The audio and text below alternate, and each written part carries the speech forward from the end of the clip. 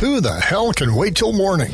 Talk now at latenightsportsradio.com. One, two. Check me out right here, yo. Yo, the sun don't shine forever, but as long as it's here, then we might as well shine together. Better now than never. Business before pleasure. P. Diddy and the fam. Who you know do Thank you better. for joining me for another edition of the Bob Sullivan Show here on latenightsportsradio.com. If you'd like to call in, the call-in number is 585-633-7487.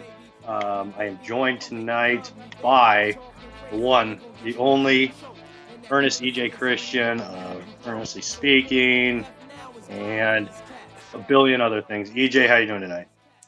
What do you mean a billion other things? Just one thing, really, right? I think. Well, you didn't. I mean, you did hot hoops. Oh yeah, hot hoops. Yeah, that's the Miami Heat. That's for you got your website coming out. Yeah. I mean, well, it seems like forever. It seems like forever doing that. Yeah. You know. Doing damn thing. Okay. Bobby, how you doing, man? I miss you. Yeah, I've been good. Just getting on that grind, and I don't even know what the grind is anymore, but I'm doing it. Well, I see you grinding on Snapchat every day, so. Yeah. That's not always the most appropriate things. What else? Yeah, most of it involves drinking and drinking heavily, which is. Nothing wrong with that sometimes. It's lucky for me that my parents don't have it, because, I mean, they know I do horrible things, but it's just a matter of what horrible things they know about. That they can see. Bobby, yes. EJ, in the world of the NFL, this Chris Carter story, everybody's complaining about this. I don't think it's like it's actually pretty good advice. Like, I mean, it sounds bad when you put it out there, when you're advising people to do that, but it's actually pretty good advice. I don't know what, if you're a celebrity, you should probably have a fall guy, somebody that takes the blame for everything in your group. You pay the guy like $25,000 a year. He gets to hang out with you every night, and then he gets to go to jail from time to time. I don't think that's the worst advice to give young athletes, especially ones that have come from nothing, that are put into becoming instant millionaires. That's pretty good advice, in my opinion. I feel like that was taken too literal, though. I didn't really follow the story much, really, until like an hour ago. And I'm only catching one of it. Apparently, these comments were made 14 months ago, though. 14 months ago, these comments were made at a symposium. That's what I heard.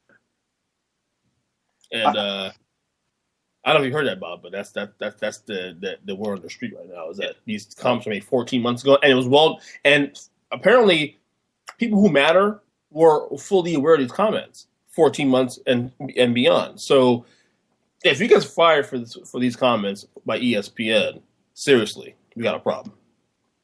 I mean, is it really that bad of advice, though? I mean, if I were in his situation, or if I was an athlete and, wanted to keep a good image, I mean, I would probably go down that route. I mean, I'm not saying LeBron has been in any bad situations, but then there really hasn't been anybody in his entourage. Wait, Bob, wait. Don't you have a fall guy in your entourage? I don't have an entourage. I'm the fall guy. I'm the fall guy in LeBron James in his entourage. No, I just don't understand why why it's that big of a deal. And no, he should definitely not be. He should not be fired. It's good advice, and some of these rookies should take that advice if you're going to have an entourage. If you don't have an entourage, you don't have to worry about it. Well, first off, it's a big deal for two reasons. Number one, it's a name. Okay. Number two, it's the NFL. You want a third reason? Yeah. Because there's nothing better to talk about right now. Because the first 2 week. Yeah, because right, either you're talking baseball or you're talking SummerSlam. Yeah, I've been watching that SummerSlam. It's really, I haven't watched wrestling in like 19 years, and there's a reason for that. This shit is boring. It is not, it's funny. Like the storylines going into these matches, like that's why wrestling's great. Is because the storylines of like who's banging who and whatnot. There's none of that tonight. It's pretty boring, formulaic. I can't. There's a reason why I haven't watched a pay per view in 19 years. Because well, to be fair, I mean, there was a big John. I mean, I don't watch anymore either. I mean, look, I do own the network because I'm an old school fan. I'm a Hulkamania years and going to the 90s and into the NWO stuff, and the WCW, and the Attitude years. So I watched all the old stuff. But the tonight, I think Jon Stewart had a big moment in one of the matches with John Cena, whatever you call it. I mean, I'm just following Twitter, so I'm not watching the telecast. I'm not watching the telecast. I'm just watching on Twitter how everybody's reacting. Dude, I swear, with Twitter now these days, you can just watch Twitter and you don't feel left out. It is surprising, and it is funny how. I mean, you can. Yeah, if you follow Twitter, you can pretty much piece together what's going on in a sporting event or on a TV show. You don't have to watch anything anymore. Well, that's why I did for the Pacquiao fight. The Pacquiao Mayweather fight, that's what I did. Went on Twitter. Yeah, which was probably more entertaining than the fight itself. Correct. Which reminds me, the fight wasn't that entertaining, but all these dumb morons who were expecting some classic, like, this was going to be, like, all the idiots that were disgusted with the fight all love the Rocky movies. Newsflash: Rocky movies. There's never fights like that in real life. Okay, there's not a guy like Rocky that falls down 8 times in a match and comes back and wins it. That just doesn't happen. There's no Ivan Drago. There's nobody fighting for free to avenge his boxing friend's death. I mean, there's none of that. And if you're expecting like that kind of entertainment in a boxing match, especially Mayweather, you're a moron because he's never had a fight that was exciting. I mean, it's kind of like a Klitschko fight. If you're looking for excitement and not, a guy wrapping up and just doing what he needs to do to win, then you're going to be disappointed. But if you like a guy that knows how to work the system and knows how to win, you kind of respect Floyd. Yeah, and the folks that are mad, wasted their money. Apparently, was it $100 for the fight? Was that what it was? $100, $90? Some of that was somewhere in that range. But I understand why you're mad about it. But I mean, look, you knew going into it, and I remember on my podcast saying over and over for weeks leading up to the fight, be careful how you spend your money because you might be disappointed in this fight. It may not be what you think. Pacquiao, Mayweather, I mean, it might be a decent fight. I thought it was whatever fight. It wasn't terrible like everybody else says it was, but it wasn't a classic. But the folks who got all mad about it in the end and in the aftermath, like they were warned. I just sat there laughing at everybody. Like, you wasted your money. In fact, I was able to watch the fight for free the next day on Facebook because somebody put a link on Facebook of all places. Facebook, and I watched the fight on there, and for free, and it was like whatever, But people don't think, man. They go in these things. They act now, think later, and then they get all mad about it. Don't get mad. Don't get mad. Be mad at yourself. Be mad at yourself. Well, and I don't have okay. So the thing with that fight is, I can't believe we're talking about this fight, but has anybody I know this fight was big, but it would have been it was 5 years too late, like Jordan and Magic in the finals. It was 5 years. It was kind of like the moment had passed on that, something that we wanted to see. But with this, people wanted a bloodbath. That was never going to happen. Well, actually, 5 years ago that might have happened. 5 years ago, a bloodbath might have happened with Pacquiao. But Pacquiao, his time has passed. Mayweather is, just knows how to work the system. And how many pay-per-views in the last 15 years have there been that have been classics have in any division of boxing. I can't name one. I can't name one classic that's happened in the last 15 years. 10 years? 15 years? Yeah, I have a hard time with that. I mean, the last classic pay-per-view probably would have been Tyson Holyfield. Yeah. I mean, that's not even really a classic, but like the last, fight that decent fight. I mean, Lewis had a couple good ones, but there hasn't been a fight to write home to mom about. That's true. Well, look, I'm not gonna disrespect the sport either because there are good fights. They're just not the names that we all know. There are people who I'm friends with who cover the sport very well. Who are great ambassadors to the sport.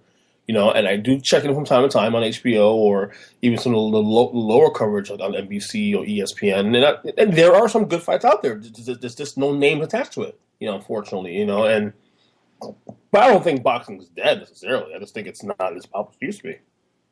I don't think it's dead either. I think if boxing, it's getting a little bigger here in Omaha, which doesn't mean much, but Bud Crawford become a good fighter in boxing. The thing with boxing though is it would take over UFC if boxing brought in a governing body and mandated fights. Like if they forced fights to happen, boxing would take over UFC pretty quickly. Oh yeah. Because even bad boxing matches on pay-per-view, they'll still get pretty good numbers. Well, UFC is popular, obviously, but it still has a ways to go to infiltrate the older market. Like boxing still has the older market, that's going for them. And what boxing really needs is just names, more than anything else. There's some bigger names and somebody who can make a splash, but who can also, I guess when it was in our heyday, well, at least in my heyday. I mean, I'm 10 years your senior, growing up with Tyson, growing up with with all the big names, Sugar Ray and Hagler and Roy Jones. Those are my days. I mean, there were names beyond names everywhere. Lennox Lewis, I think that sold that alone sold it. The big fights, So you don't have the names like you used to, but that doesn't mean that it couldn't come back and really become a major force in the mainstream. I mean, obviously Mayweather. Say what you will, Mayweather's popular based on hatred. So people who hate Mayweather, it's funny. He's feeding off of that because he knows you don't like him, and that's how he's making his money. People don't understand that. Oh, I hate Mayweather. He's going to lose this fight. Good. You bet in the fight. You're going to buy the fight, see him lose. He's still winning. So he's the one name. I mean, you got to give him credit. He's the one name still carrying the sport in the mainstream. When it's not like with Mayweather, these morons that were, tweeting about like, oh, he's, what a despicable man. He shouldn't have won against Pacquiao. Pacquiao's the good guy. Pacquiao's not really that. Let's not act like Pacquiao's the greatest human being. No, he's that. But I understand why people hate Mayweather. But right. If you hate Mayweather so much, why are you paying a pay-per-view? Yeah, right. If you really want to take a stand, and also, why are you taking the stand, in May? Right. Nobody was taking a stand against Mayweather, over the last, 5 years during all this crap with him being his wife and, beating women and all. It was never a big deal. It was never talked about big until this Pacquiao fight. And then everybody, because Rachel Nichols says one thing, then everybody's like, oh yeah, now we got to take a stand with this. And, why weren't you guys, if you're taking a stand now, why weren't you taking a stand then, months ago? Yeah, exactly. Take a stand at the beginning before everybody else. The people who buy these fights, I hate Mayweather, see him lose. Yeah, you're buying a fight that he makes the most money on. So there you go. You just lost right there, number one. And, furthermore, this whole idea, look, I like Manny Pacquiao for the record, but don't give me this whole wall. Pacquiao is a better guy. He should have won. Look, Tim Tebow's a great guy. Doesn't mean he's a great quarterback. You know what I'm saying? Tim Tebow still sucks as a quarterback. He's a great guy. I'll go. I mean, I even hate the Gators, but I love Tim Tebow. He's a great dude. He's not a good quarterback. Same thing with Manny Pacquiao. He's a great guy, probably. Doesn't mean he's better than Mayweather. He still lost the fight. So let's get over it, get over yourselves, and move on. Yeah, all right. I don't know what led us into that NBA. conversation. NBA then? Yeah, let's get into the NBA. Okay, your Heat bringing in the offseason, bringing back Wade, got Luol Deng back. You get Justice Winslow. You bring back Dragic. On Whiteside, Bosch gets healthy. I'm iffy on this team right now because I feel like, they could challenge the Cavs, Right, or miss the playoff. I feel like this team has the greatest range of possibilities for it in the Eastern Conference, at least. Is that a fair assessment? Well, I don't think they missed the playoffs part. I mean, the only way this team misses the playoffs again is yes. if there's a copycat. If there's a copycat last year, you got to remember last year they missed the playoffs because of injuries. I mean, the Heat were second in the league last year in different starting lineups. We had Minnesota. I mean, let's face it. They started the year off with, a lineup that had Norris Cole, Dwayne Wade, Chris Bosh, Luol Deng, and I think it was Bert. No, actually, it was Luol Deng, Chris Bosh, and I think Haslam, I believe. All right, and somehow we have guys like Henry Walker and Michael Beasley and Tyler Johnson playing significant minutes in April to clinch a playoff. Napier. Okay, right. And the thing is that the Heat last year, it was injuries. Chris Bosh missed most of the year because of this health issue. Dwayne Wade, he was 20 games, but he was good when he was in the lineup. You had guys, who weren't available to play. I mean, you had the point guard situation that, was a travesty in the first half of the year. They get Dragic in that big trade at the All-Star break, and then right when he gets there, the same night we get Dragic, they got Dragic, is when Chris Bosh found out about his health. So last year couldn't have not worked as disastrous as it did. Okay, now you have a lineup you have a situation now with the Heat, like a Joel Green, who's there now. It's a backup who's going to spell Wade now, and now he's a guy that could, Wade can afford now to miss back-to-backs. He can actually diminish his minutes a little bit now too, also to save Wade's legs in the playoffs. You get Justice Winslow, who's going to learn on Luol Deng, another Duke guy. Hassan Whiteside, obviously, you get a hope instead of what happened last year was not a fluke. And if he continues to grow as a player in a contract year, that's huge. Luol Deng's still pretty good. He's still a serviceable player in this league. Chris Bosh back from health issues. You gotta assume he's going to be great as he was last year. I mean, remember last year before the health issue, he was 22-8 a game, so he did his job. And then you got Goran Dragic now locked in. So and the bench now for the first time now since in a long time, where now you have guys. This team can go 8, 9, 10 deep now without a problem. The issue with Miami going forward is going to be, number one, seeding, because you want to get a good seed, get into the playoffs to even have a chance to challenge Cleveland. If I'm Miami, I try to avoid Chicago at all costs, just because of the fact that could be a bloodbath, and the winner of that series might be limping into the conference finals as Cleveland. So you want to try to avoid that situation. Although I'm not sure. Although it is curious to see if the Bulls will be the same type of team now with a new head coach. Now, will they be a defensive-minded team or whatnot? We'll see. But I think this is the top 4 team in the East, definitely. I think with that roster. But it's going to be interesting to see how this works out, because they have a great roster, man. But I think the East is a 4-team race. It's Cleveland, it's Miami, it's Chicago, and I'll even throw Atlanta in there. To be honest with you, Atlanta was great last year. And I think they'll take a step back a little bit, but I think they'll still be pretty good. I think it's funny with Cleveland. I feel like when you're really any LeBron team, I feel like every year LeBron's teams are always the most vulnerable in the second, like in the conference semis. Yeah, and it's just like they cruise through, like they get an easy opponent in the first round.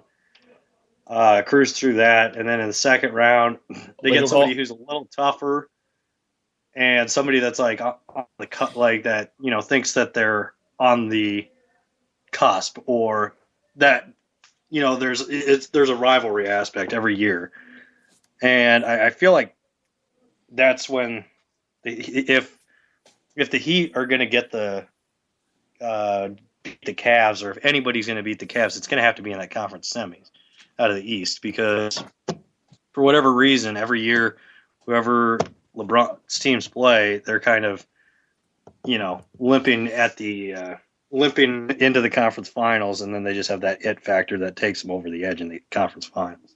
But I always feel they're more vulnerable in the second round. That's actually a good point made there too, because as you said that, I'm looking back at all the second rounders. This is in the last 5 years between Cleveland and Miami. Remember last year, people forget Cleveland was on the verge of going down 3-1 against Chicago. Yeah, people forget that they were almost on the verge of going down 3-1 Chicago Bulls. It took a bad play calling and missed free throws from Chicago to make it happen. Of course, you remember Miami back in the second year of the Big Three era. They were down 2-1 Indiana. And actually, in that same game, they were down double digits in the first half before Dwayne Wade took over the game. Then you look back at all the times that's down to me. I mean, the second round, you're right. The second round was always the toughest part of that trek that LeBron was on. So maybe there's something to that. Maybe you're on something there, Bob. I'm always on sage. Oh, you old sage. Yeah, I'm a historian. But we're gonna go ahead and take a quick break. We're gonna come back, talk some more NBA than just the dreadful Miami Heat. Here on the Bob Sullivan Show, here on LateNightSportsRadio.com.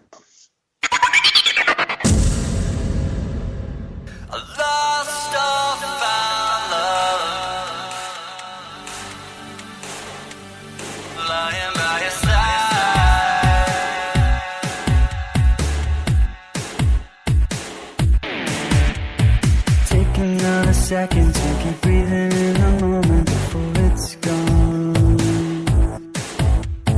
You never know when others lost until you find just what it costs to be wrong.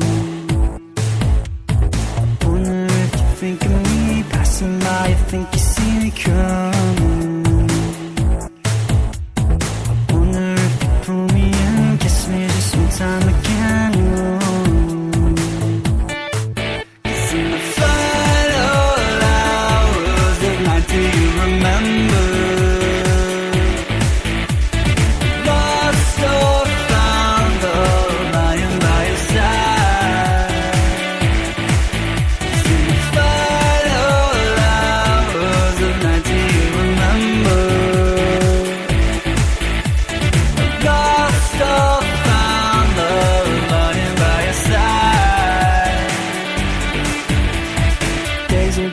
Coming and the nights will keep on going till they're tired, falling fast asleep and as they dream of ghosts of beats filled with desire.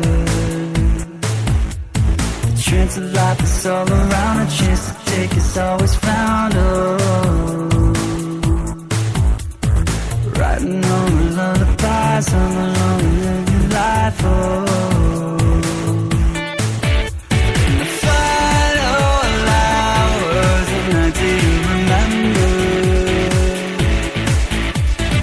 Lost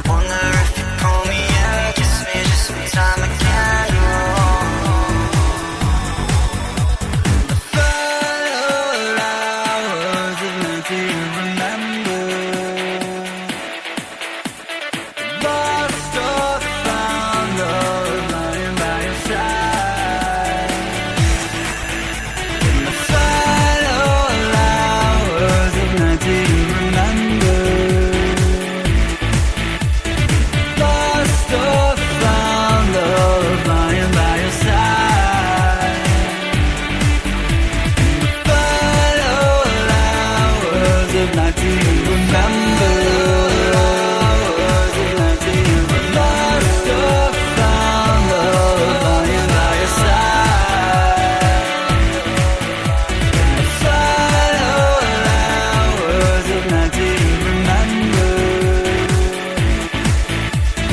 Lost or found love lying by your side.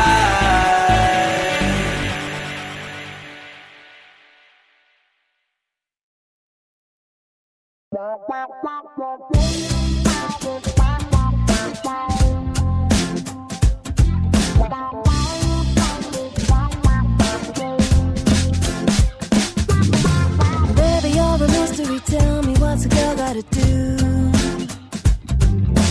Looking at the history doesn't seem to give any clue.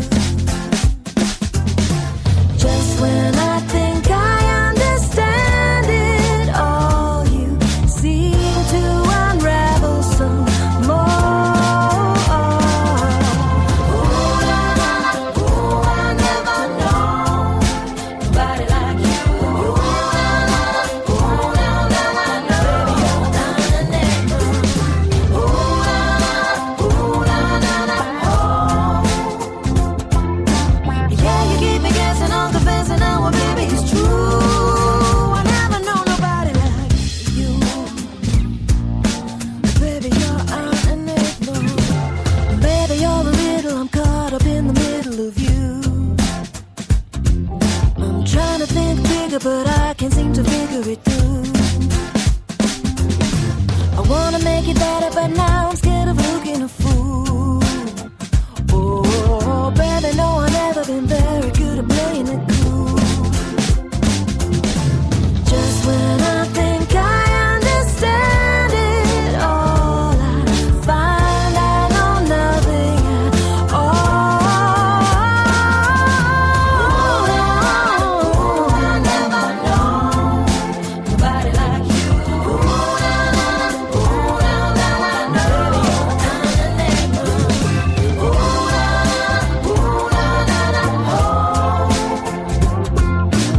yeah, you keep me guessing, I'm confessing now, well, baby, it's true.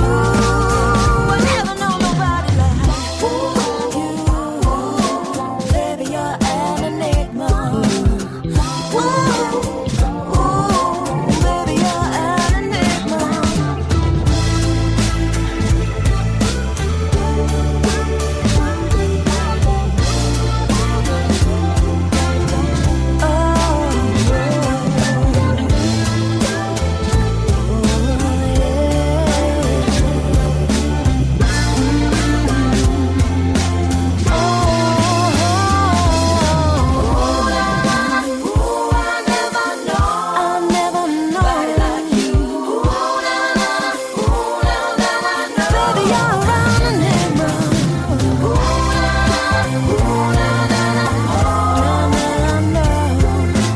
Yeah, you keep me guessing, I'm confessing now, baby, it's true. I never know nobody like you.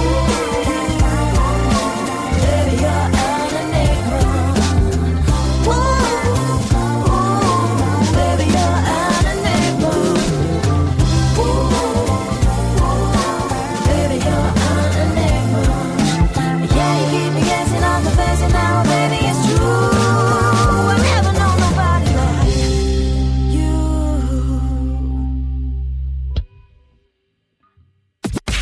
Who the hell can wait till morning? Talk now at latenightsportsradio.com.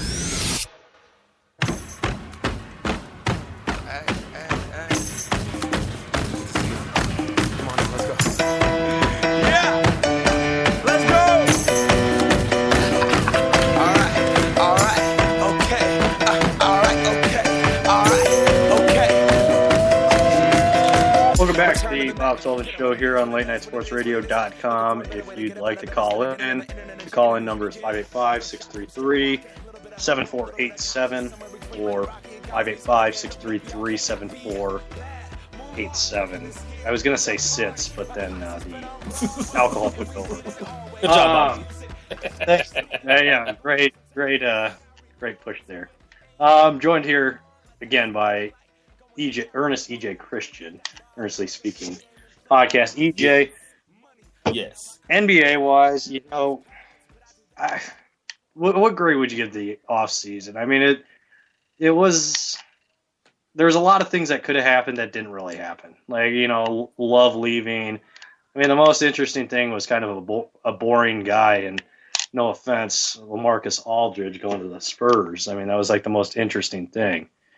Yeah. I just, this offseason, there's a lot of built-up talk, a lot of things people think could happen. I think the most interesting thing actually is with Tristan Thompson, what's going to happen there. That's the last thing that's left to do, pretty much.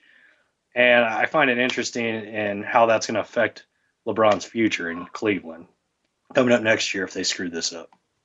Well, I don't know if it'll affect LeBron necessarily, his future, because look, for all the noise about LeBron James and look, I get why he's doing the 1-year contracts because he wants to have all the control, but if you're being real about it, also, if LeBron would not survive if he left Cleveland again like a second time. It's not gonna. And look, the common sense will tell you he leaves Cleveland a second time just because he won't survive. I mean, that'll be a PR hit that a PR won't recover from ever. To be honest with you, so I don't think Tristan Thompson's in his situation have actually correlates with LeBron's. To be honest with you, I think they'll figure something out. I mean, obviously Cleveland has a situation now with the cap where they just they burst the bubble where they're over the cap, so they got to figure that out going forward. And I don't know if Tristan Thompson's his threats are going to stick because look, he took the qualifying offer for the time being, but he said that also that at least I don't know if did he take the offer yet? The qualifying offer? I heard. Is that official? Keith, you know that? Not heard. On what? What's that? I'm sorry, I was distracted. Tristan Thompson. Tristan Thompson? I haven't not heard. I haven't heard. Offer. Did you take that yet? I have not heard anything on Tristan Thompson. Okay. Bottom line, though, is he hasn't signed anything long term. Which, one, I don't know how true. If you're his agent, I think I take whatever I can. I don't try to max. This thing where with Rich Paul or whatever the hell his name is, where he's trying to get like $90 million. It's like, I don't think any other team would pay that to him. Well, I think they will next year with an increased cap. I would not pay that money to Tristan Thompson. Kind of the way I was. You would, but I wouldn't either. But somebody will next year because next year the cap goes up. He's one of the only guys that does what he does, really. That'll be available next year. He will make that money next year. He will make at least $80 million more. At least what he wanted, if not more, next summer. He will make that. Trust me on that, because the cap will dictate that. Far more valuable to that team than he is to anybody else. Oh, right, but look. I mean, Bob, I don't understand why there are a lot of teams out there who are stupid enough to bust their caps just for a guy like him. Look, he's a pretty good player, but I mean, I don't think $80 million is good. I mean, at least right now. No, I don't think he ever will be. I mean, he doesn't really score. Yeah, he rebounds, but he can't shoot. He doesn't really. Like, he does not bring anything to the table that is $80 million worth it. Well, I will say this, though, because he's what, 6'8", 6'9", and because we're in a small ball era, he actually fits a small ball era in terms of a guy who can do what he does at his size. So he would actually fit a guy, that can rebound the ball very well. I mean, in this era of basketball. Now, obviously, he can't stretch the floor because he can't shoot. Obviously, if you just said that. But he does have some value there as a guy who can crash the boards. And if there's a team out there who wants to have a guy like him at his size, and a team that will still want to go small, but have a guy like him, crashing the boards, he will have some value there. And I tell you what, there'll be a one or two, maybe more teams out there that will pay that money in the next couple of years. Trust me, there will be a bidding war for him. I'm telling you, they will. The economics dictate that. Is that whether we believe that he is worth that money or not, it doesn't matter. It's like Eli Manning in this situation in New York. It doesn't matter whether we think he should be paid highest player to play in the league. He's going to get his money, because if the Giants don't pay him, somebody will. Trust me. I agree. Well, one. We'll get into the Eli Manning thing here in a second, because buddy, people are pissing me off with that crap. Well, particularly, probably, the I'm not going to name any names, but You want to go there now? Want to go there, Eli Manning now, or what? well, I want to get your take on one more thing, NBA. Okay. So like everybody dogs on this era Okay.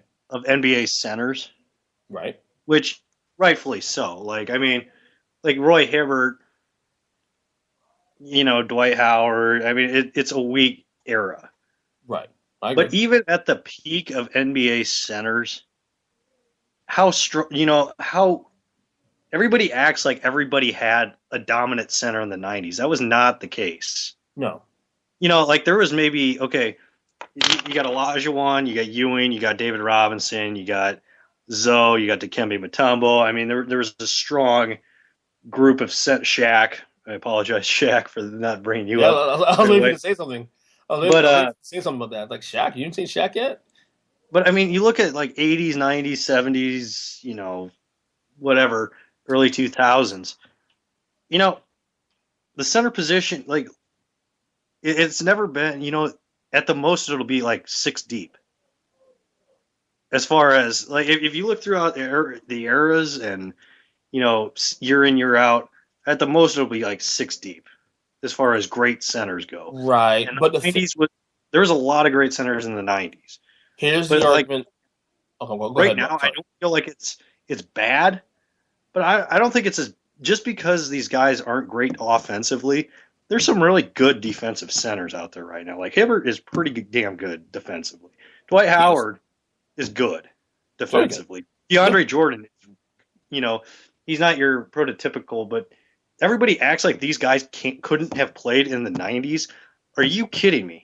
These guys could not have played in the 90s. Look at some of the centers in the 90s that were starting. Zydrunas Ilgauskas was starting in the 90s. Right. He was not good. I mean, you look at Jim McIlvaine was starting at center for the Sonics that went to the finals. I mean, you can't tell me Greg Ostertag. I mean, you can't tell me that these guys would not be starting on teams and be considered pretty good centers at that time. It's ridiculous to me.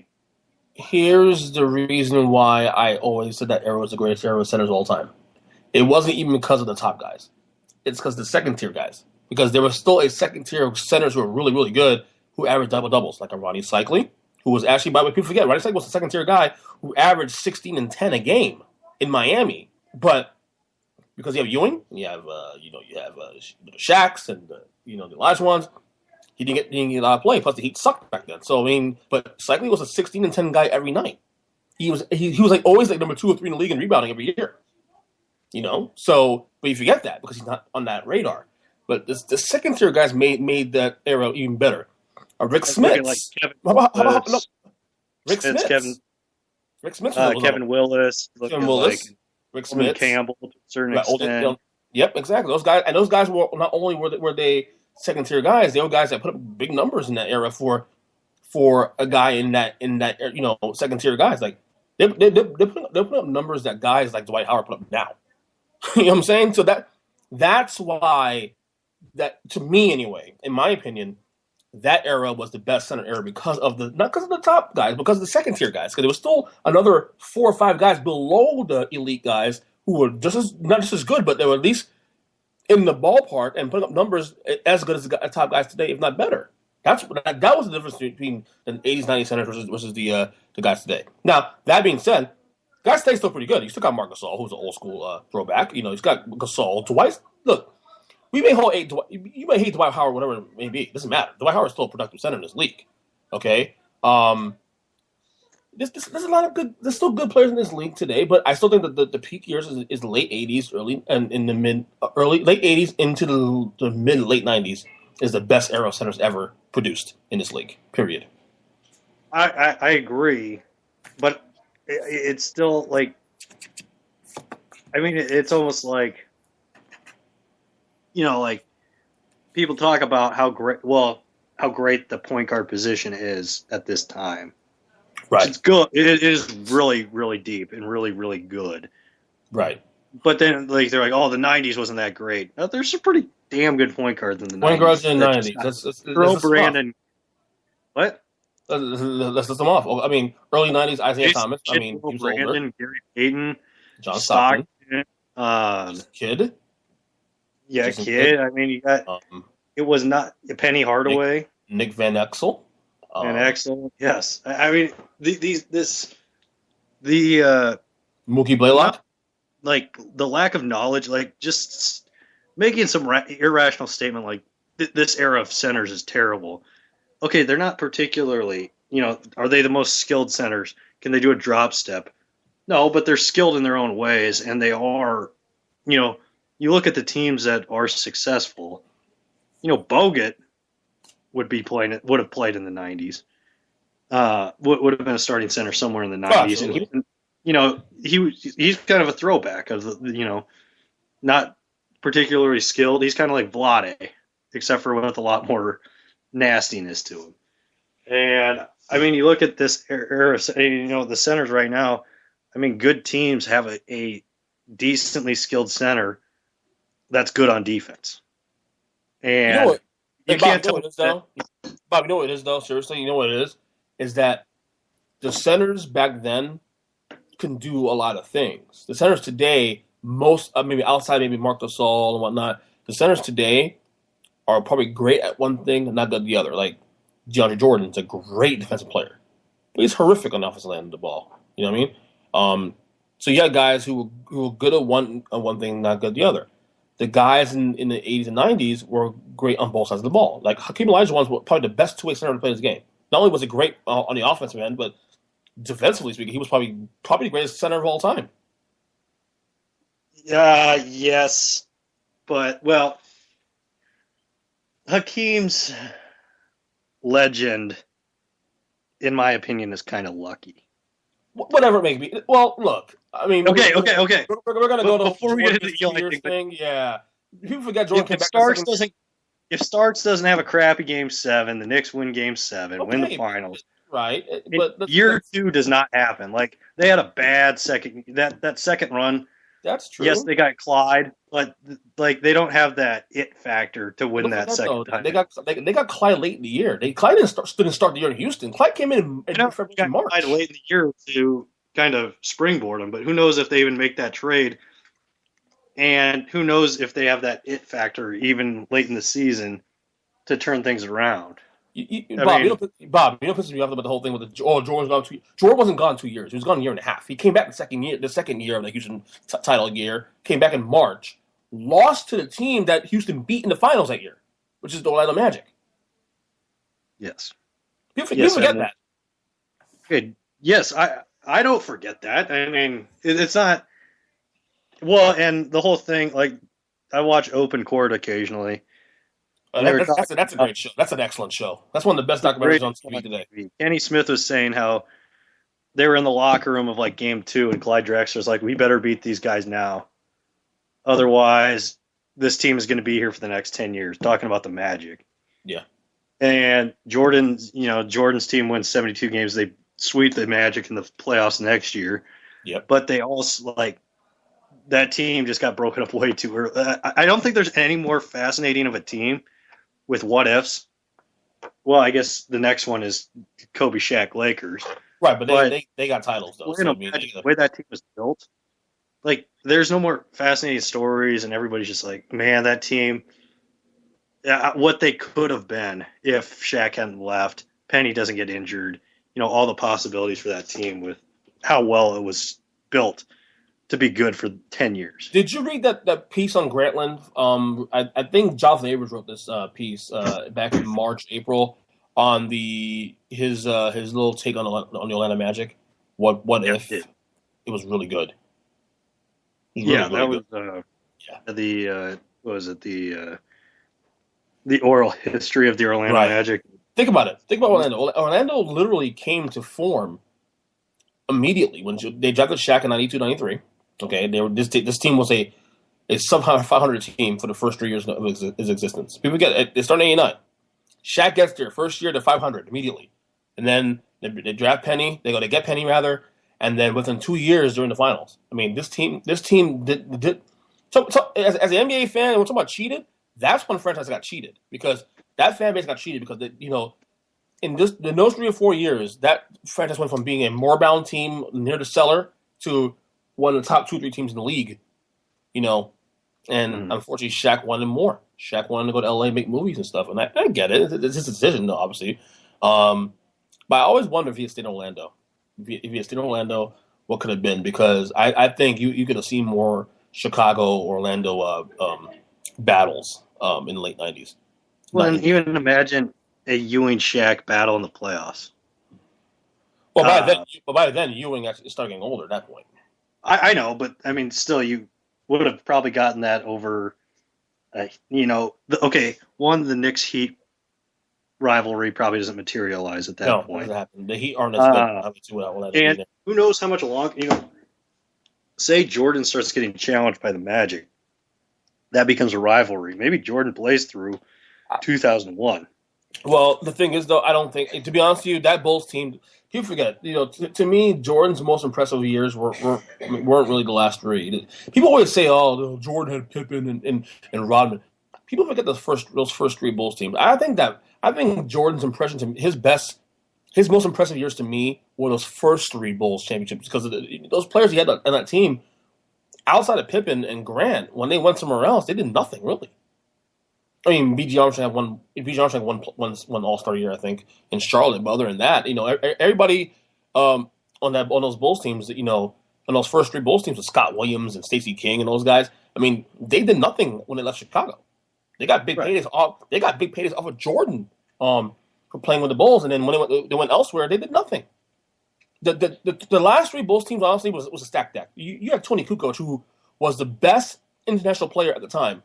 On that team as a six man, Ron Harper, by the way, was one of the better two guards in the league on there. You know how great Rodman is, obviously. They had the monster of Luke Longley and Bill Wennington, was a very solid 1-2 center lineup in terms of the rotation and whatnot. Those last three Bulls teams were stacked. That's a stacked deck. All right, so let's get into this. We got a few minutes left. Okay, let's do this. But let's get into this Eli Manning situation. Okay. It pisses me off that these people who kind of actually a lot of people who listen to your podcast, they live in Miami. They're Heat fans, and they talk about is what teams should and shouldn't do, and they know jack shit about sports. Yeah. Let me talk about why should Eli not be paid? The guy he's won 2 Super Bowls. There's not another quarterback. Is he a top 10 quarterback? No. But if you're Eli Manning yourself and you're looking at people that are getting paid more than you that have won less than you, why wouldn't you be like, hey, I should be the highest paid quarterback in the league? I would be in that same exact situation. And what's the difference if the Giants should pay him? Because, bring in Nassib? Give me a quarterback out there that's a better option than Eli for the Giants. And I think the Giants, they have to pay him. Maybe not the highest paid quarterback in the league, but they got to pay him some big bucks, and I don't have a problem with that whatsoever. Well, first off, I get fascinated all the time when people get all obsessed with. I love when people get obsessed with other people's money. That had nothing to do with them. Yeah. Like, who should get paid for that? Well, let's switch roles here. If you're Eli's shoes, wouldn't you be doing the same thing also? First off, to make the most we can. You moron, you know what I'm saying? So to me, it always fascinates me when people get all up in arms about other people's money and what they're making instead of themselves. Number one, okay? Number two, I keep telling folks this all the time, and they don't listen to me. It don't matter what you think, because especially quarterbacks in this league, the numbers are dictated by the market, not by what you think he's worth or not. It doesn't matter.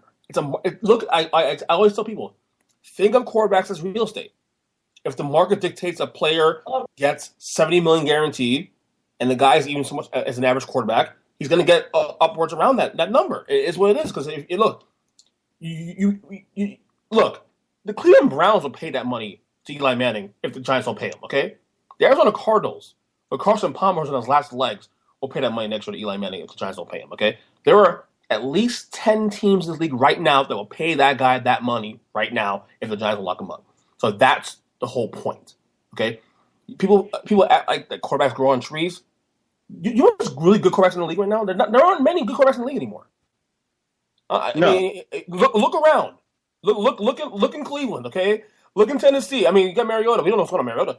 Look in Jacksonville. Look at all these teams right now with quarterback issues. They don't grow on trees. You know, so if you have one that's even above average, lock them up. Yeah, it's well, I mean, like even look at like people who consider to be great, like Drew Brees. He hasn't been very good the last couple of years. He's got a new offensive line. I never really understood the obsession with Drew Brees. Like, there's a lot of these guys that are really good. The reason why people fall in love and cream their pants about some of these quarterbacks is because they're good fans.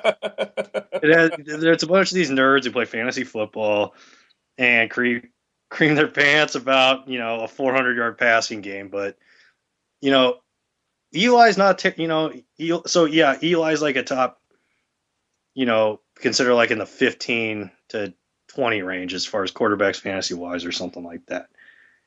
I'll tell you what, though. This year, so then people automatically think that's where he is as far as being a quarterback in the NFL, and that's not true. Fantasy is not reality. Like, I can crank it to some pictures of Jenna Jameson, but that doesn't make it reality. I'll tell you what, though, this year, fantasy-wise, I'm not the biggest fantasy fan in the world. I do play once in a while, but I'll tell you what, if this is your Eli Manning, it will go absolutely bonkers numbers-wise. And by the way, he was pretty good last year. He threw for 4,500 yards last year, 30 touchdowns, 14 picks, and a 6-10 campaign. Now he gets guys back, Cruz back.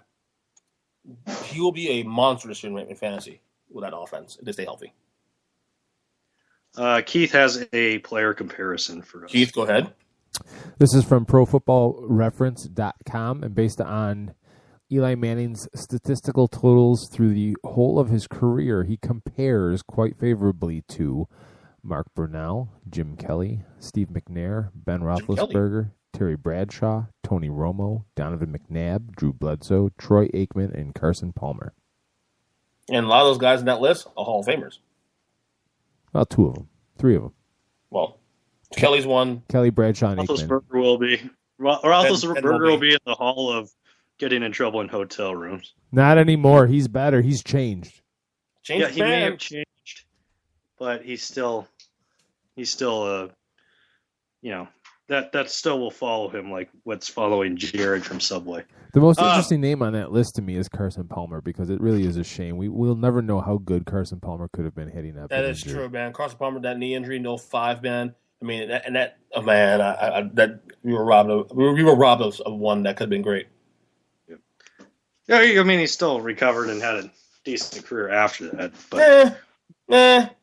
But decent. You can't say he hasn't had a decent career. Yeah, it was decent. Okay. Before, dude, he was in 05 before the injury, he was a top 5 quarterback in the league at that time. Yeah, him and McNabb. Chad Ochocinco, that would have been the next great thing. Might have ice, maybe. Who knows? All right. EJ, before I let you go, do you want to tell everybody where we can find you on Twitter, the internets, all that great stuff? Yeah, follow me on Twitter at EJChristopher7, the Earnestly Speaking podcast on iTunes, Stitcher Radio. What else am I missing here? I'm missing something else, right? I think I'm missing something else. I don't know. That's it, I guess, right? Yeah, I mean, it sounds good to me. I always do the... I miss coming on the show, Bob. That's right.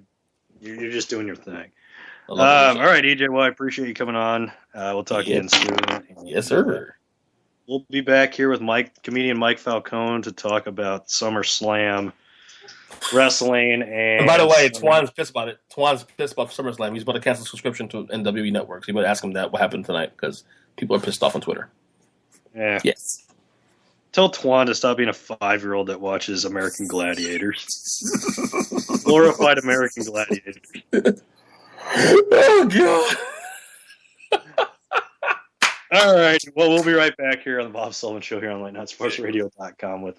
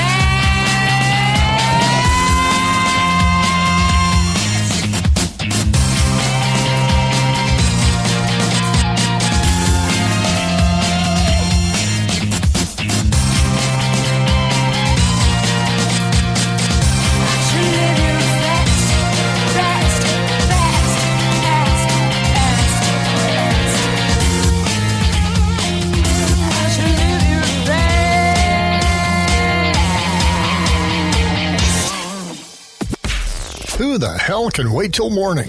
Talk now at latenightsportsradio.com.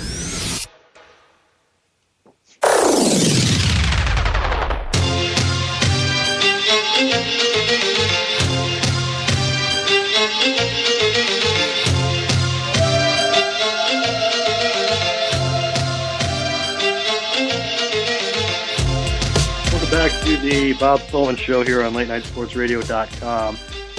I'd like to thank DJ Krishner for coming on in the first hour. I'm joined here. You can find him on Twitter, at HipPunch. Find him on More Like Radio.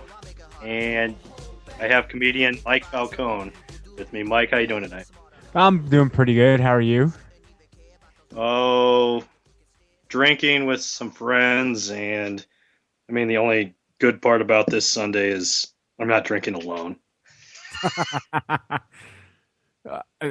don't even know if that was meant to be a joke or if that was just you venting about that. But you need to get some drinking buddies in there for Sundays usually. Football season's coming up. It's a good excuse. Yeah, I've started, when I drink alone, I've started to drink in front of a mirror, so I feel like I have company. So basically you're like Martin Sheen in Apocalypse Now. Yeah. Exactly, yes.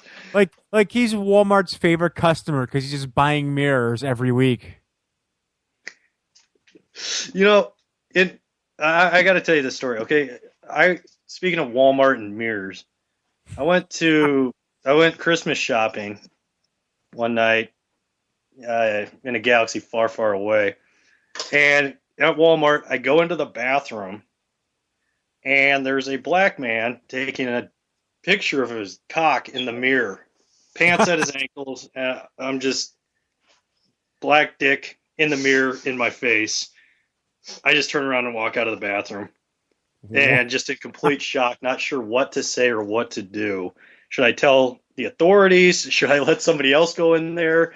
Is this guy mentally unstable? What should I do about this situation with this monster cock in my face? And Mike, what would you have done in that situation? I would have turned around and Men in Black memory erasered myself. Like, that's probably what I would have done. Like, first, like, granted, like, who wants to see that in a store? But also, who am I? Who am I to call security on this guy? He was probably taking the picture for Tinder.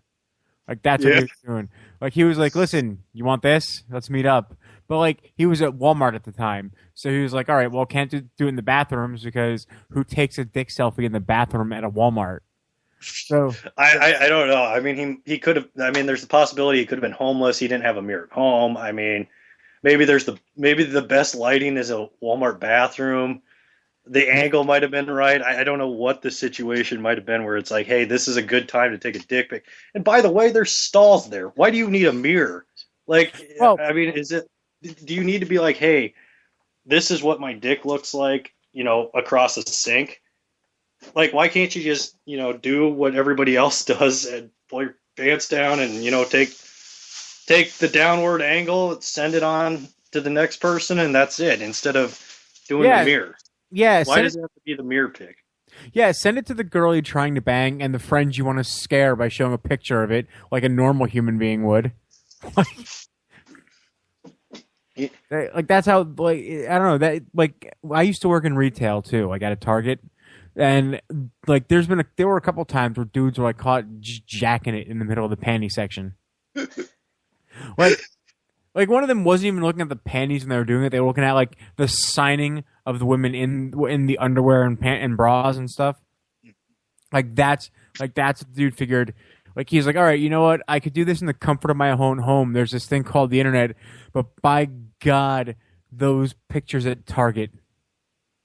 Well, it's like, okay, those pictures at Target, yeah, those are great and all, but can't you just like sneak off into the fitting rooms or whatever? Or, yeah. Do that type of activity? Or, I mean, isn't that what fitting rooms were made for? Yes. Play some nice music, light a candle in the fitting room, and just go to town on yourself. And hey, this is when cell phones had cameras. Take a picture of the signing. Either go home or go to the fitting room and do it. Yes. Well, and the other thing is on the internet, instead of just seeing a woman in bra and panties, you can see her getting pile drived or 69 or something like that. You don't have to imagine the clothes coming off. You can actually see them being ripped off and then her village getting pillaged. Yeah, and then here's the thing too. Like do it in the fitting room. Then there's that little glop on the floor that no one notices. Throws some of the Target clothing on the floor, and then all of a sudden someone goes, "Hey, why does it look like the bottom of a Krispy Kreme? Like what happened?" Like, you know how like at Jiffy Lube when you see like they have like the oil cleanup where they put like kitty litter or that quicksand or whatever on the floor to clean up oil. Yeah. Do you think like if there's like a splooge stain at like Target or something in the fitting room, what do you think they do to clean it up? Because I would not go towel to immediate substance with that. You just put you put like you put carpet cleaner down on it or like some kind of pet. A lot of carpet cleaner because that thing is that rug area is gonna look like a frying pan after you've made eggs. That's what it's gonna look like. That would be interesting if they did cook the spunk after cleaning it up. I feel like on this show I'm the Mariano Rivera of masturbation talk. Yeah, you are the closer. What I need, it's like, yeah, you were definitely in the Hall of Fame of masturbation talk on this show. They're gonna hang my jersey from the rafters. It's gonna be a crusty sock. It'll be fantastic. Yeah, well, or your Hall of Fame jersey is the Red Sox logo. Ew. But instead they're yellow and crusty. Yeah. Well, yeah. They're partially yellow. Like when you said Red Sox logo, I wasn't for it. But then you basically had it defiled and turned into a bunk sock. I'm a little more for it. Yeah. All right, SummerSlam. First off, I watched a little bit of it. Did Hulk Hogan have any killing of black people or hating of black people tonight? Who? Hulk Hogan. No. Who? Because if you search anything WWE related, you'd think that guy didn't exist. You know what Hulk Hogan is? Hulk Hogan is the Confederate flag on Amazon.com. Like, you search it and he doesn't come up. He goes to an American flag or it says, sorry, this is not on our website anymore. To put it in perspective, the only other person to be wiped that cleanly from WWE altogether killed his wife, his kid, and himself. Like, that's the only other person WWE was that conscientious to wipe from their own history. So that's the same exact treatment Hulk Hogan got. Now, was Hulk Hogan an idiot? Oh, yeah. Such an idiot. He should have known better. Because I think he knew that, because the comments that got him fired were from that sex tape with Bubba the Love Sponge's wife. Didn't he know that? I believe he knew that Bubba records that area. Well, don't you feel? Is it right what he said? No. Is it right what Donald Sterling said? No. I feel like it's kind of it's kind of messed up.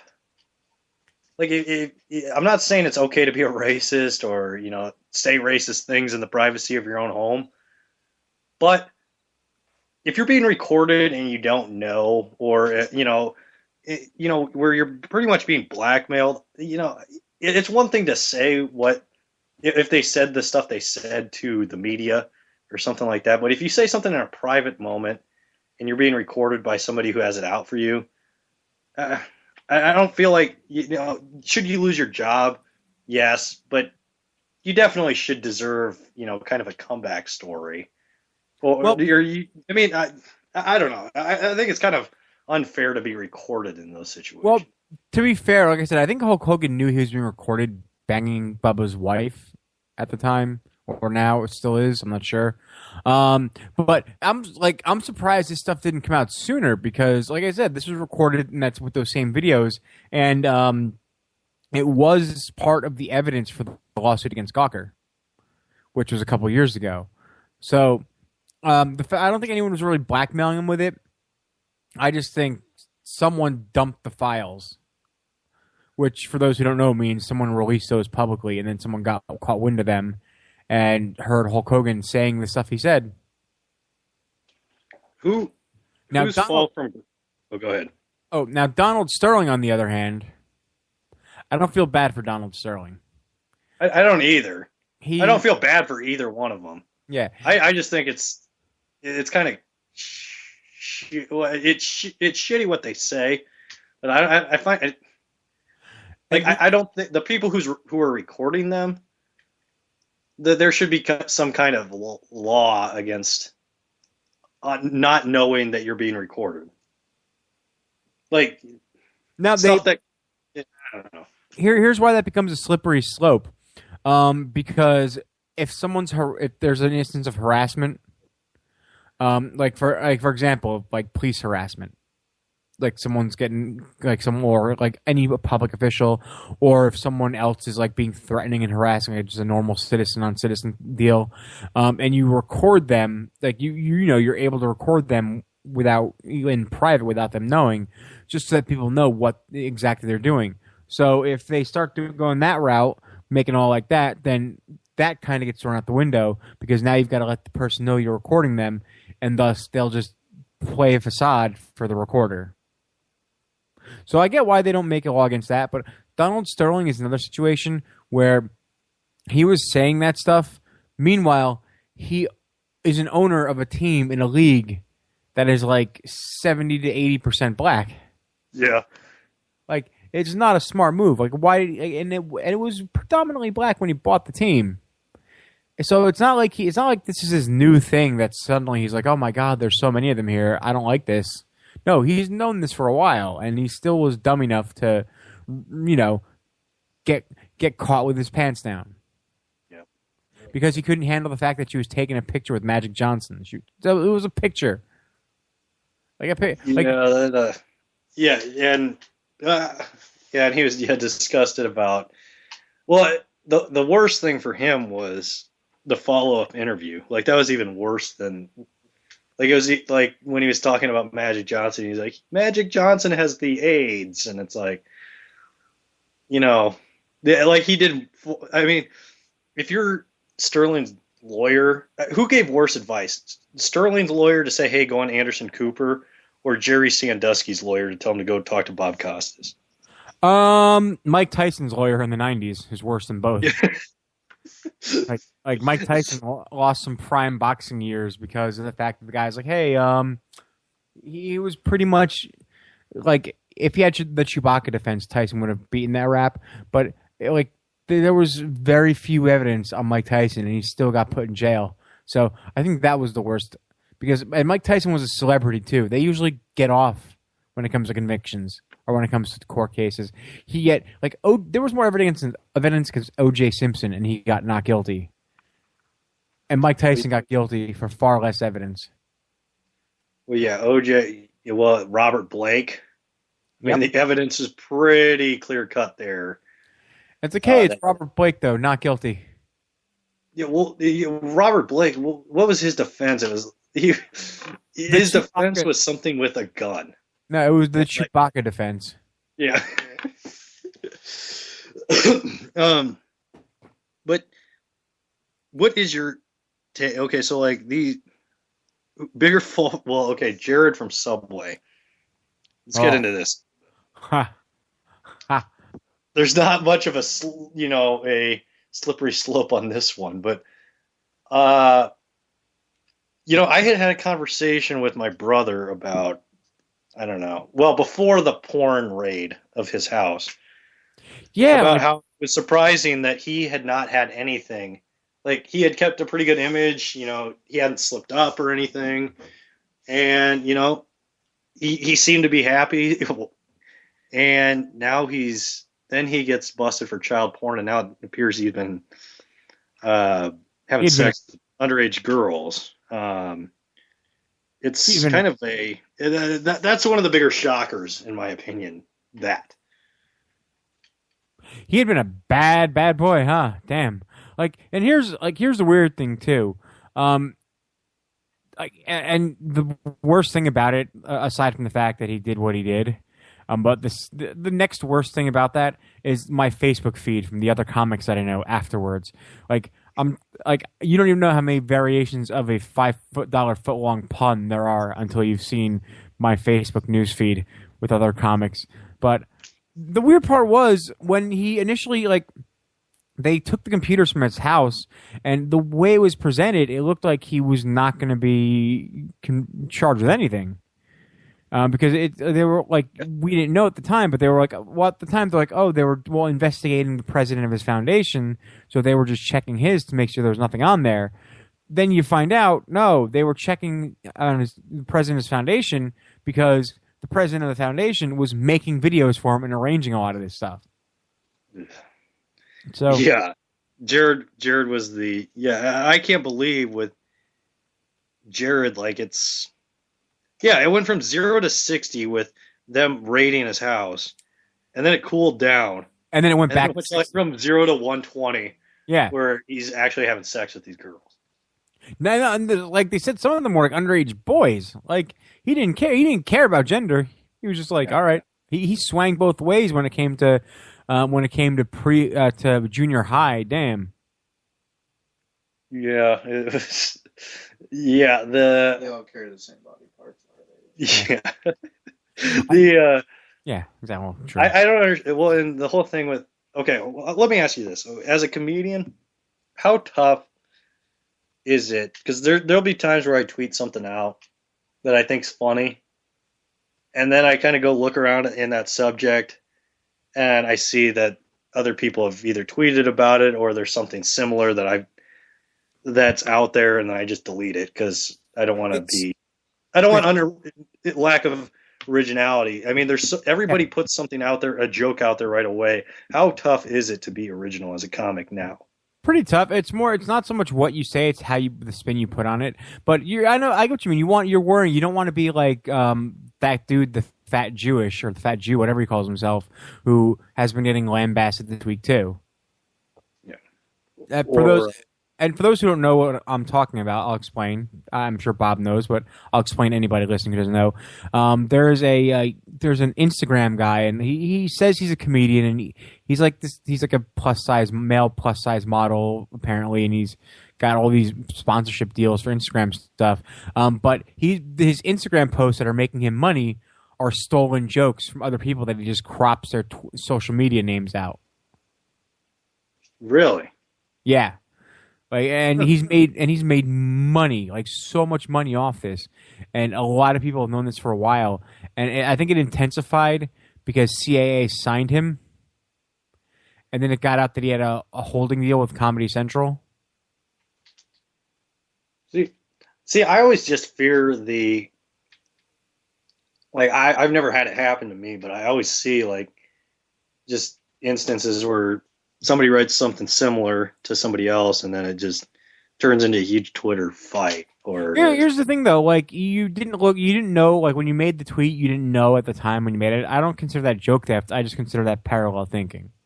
You've had parallel thinking with other people. You can't really feel bad about that because it's not like you looked at it, saw what they said, and said, let me type this on here and put that out there in the internet. And especially, stuff's tagged as well. Stuff is time stamped. So, you'll kind of know if someone took it. If it was, less than a minute afterwards, that's when you get fishy. But if it's, something that's a while before, it's you didn't see the tweet. You didn't see it until after the fact. I wouldn't feel bad about it. I mean, you did the right thing and deleted the tweet. But I don't think you could say beat yourself up about it. And that's the hard thing about doing comedy is there's thousands in my area alone. There's thousands of people, okay, maybe hundreds in Jersey, but thousands in general in the Northeast that are all trying to do the same thing, and not everybody's going to.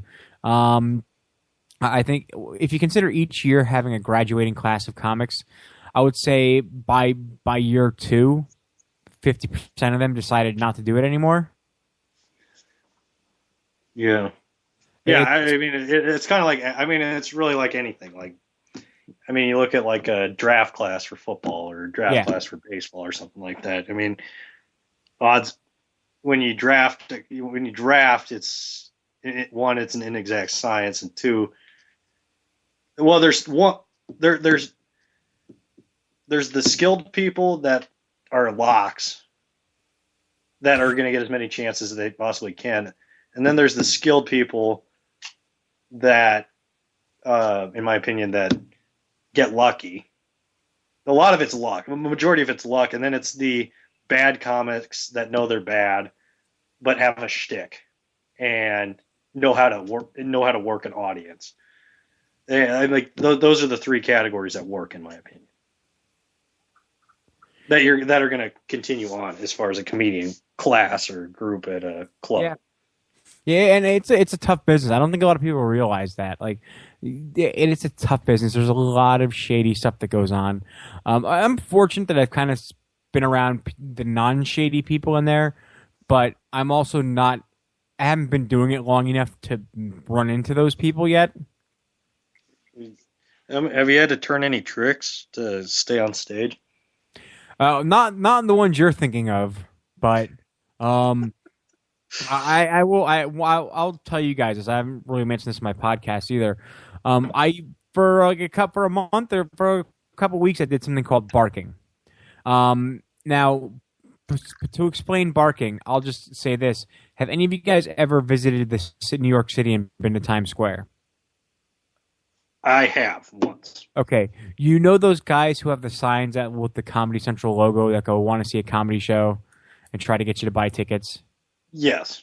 Okay, though the people who do that are younger comics trying to get stage time. Like it's called barking. You basically go out there barking as in. It's pretty similar to what the prostitutes in Vegas do. Pretty much, it feels like prostitution, but the difference is hookers get paid. So, Yeah. And like what they do is they'll give you a thing of tickets. They say, all right, sell 3 and you'll get on this. Sell 6 and you'll get on. Sell 3, you'll get on 1 show. Sell 6, I'll put you on 2 shows. Sell more than that, I'll get you on all 3 shows tonight at this club. So I'm like, all right. And then you come back, you give them the money for the tickets that you sold. Now the way they do it, you've got the ticket, the face value on the ticket's like $30. But they go, listen, you only really need to get $10 per ticket. That's what you need to give us to get on stage. So some people, they're like, all right, well, if you charge them $15 a ticket, you can keep $5 per ticket. I did not do that. I wanted to get on stage. I spent money to go to this city. I knew I wasn't going to really get to recoup much of it. But the problem with barking is if you don't get a prime spot, which was my case, like I was pretty much right where everybody leaving the show was coming from, and where people who were just going to and getting out of Broadway shows were going to. So I wasn't getting anything. So what I did. I feel bad for doing this because it was a little phony, but technically, fuck it. Sorry, but screw it. I bought the tickets. I can do it. I put in I think I sold a couple, 4 tickets, and then I put in an extra 20, and sold 2 more tickets because they don't have to go to the show you're doing for it to count. You just have to give them. They don't care how it happens. You just got to give them the money. Right. So you're buying your stage time. Yeah, I put myself over the hump of getting multiple spots.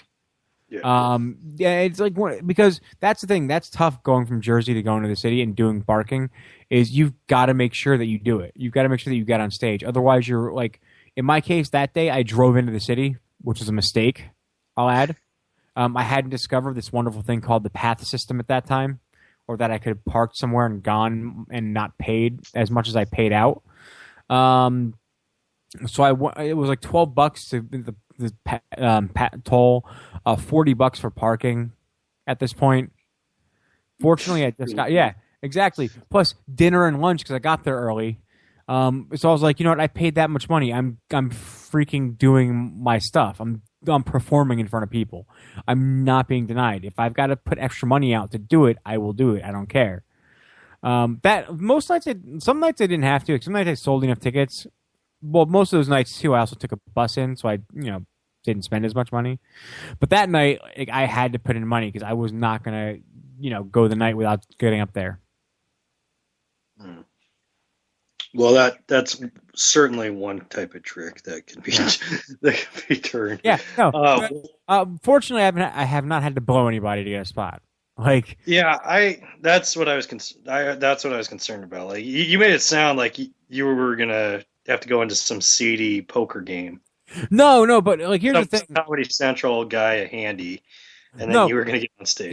Yeah. Here's the thing, though: I'm a male comic. I don't really have to put up with that. Like, because it doesn't happen to us. Female comics, on the other hand, that, like, when I say shady stuff's happening, I haven't experienced it. That's because I'm a guy. Like, female comics, though, there will be promoters who will book them the first time they book them. It will because it's a chick. The promoter kind of wants to bang her. Yeah. Or is going to try to bang her, and then once she rebuffs his advances, she'll never get booked there again. Yeah, well, let's get into this here when we come back. I do have a lot of questions about that. Okay. But we'll be back here with comedian Mike Falcone here on the Bob Sullivan Show here on LateNightSportsRadio.com.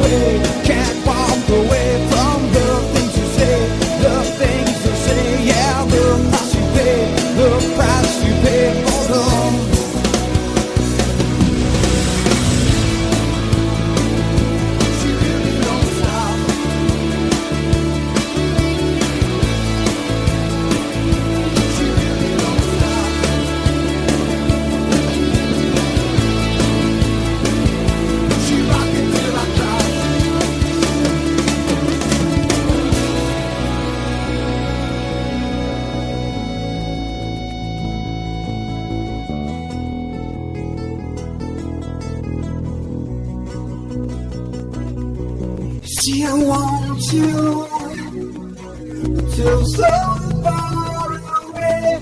I know you can't be alone. Can't walk away from the things you say, the things you say. Yeah, the price you pay for love. Can't walk away from the things you say, the things you say. Yeah, the price you pay for love.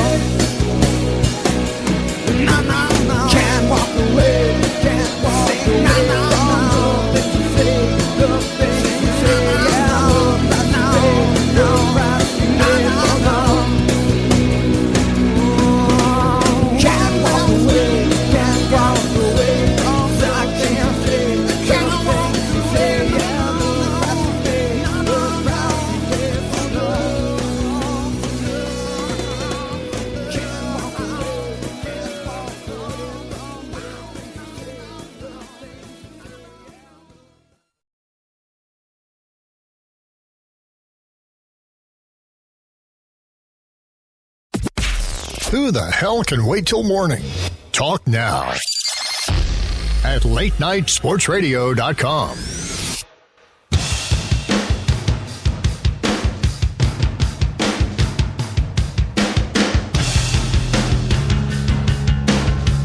Welcome back to the here on Radio.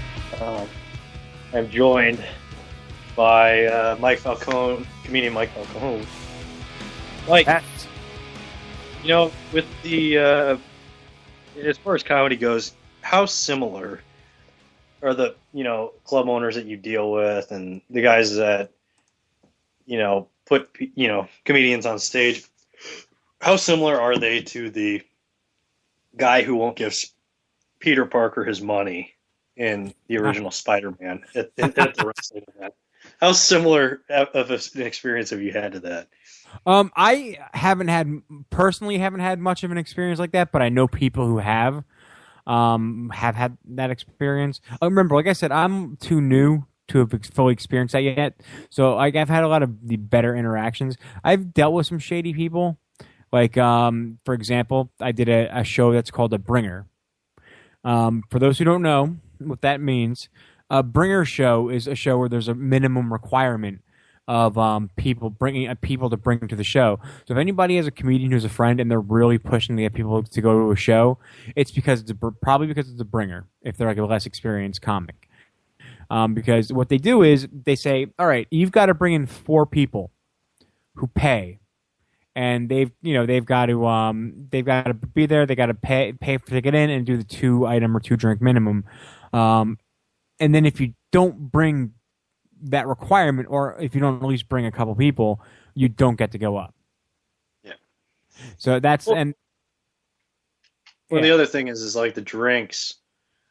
Yeah. God, we went to Funny Bone here in Omaha. $20 for a bucket? Are you shitting me? It's like holy. Like, I mean, I know they're trying to make money, but it's like,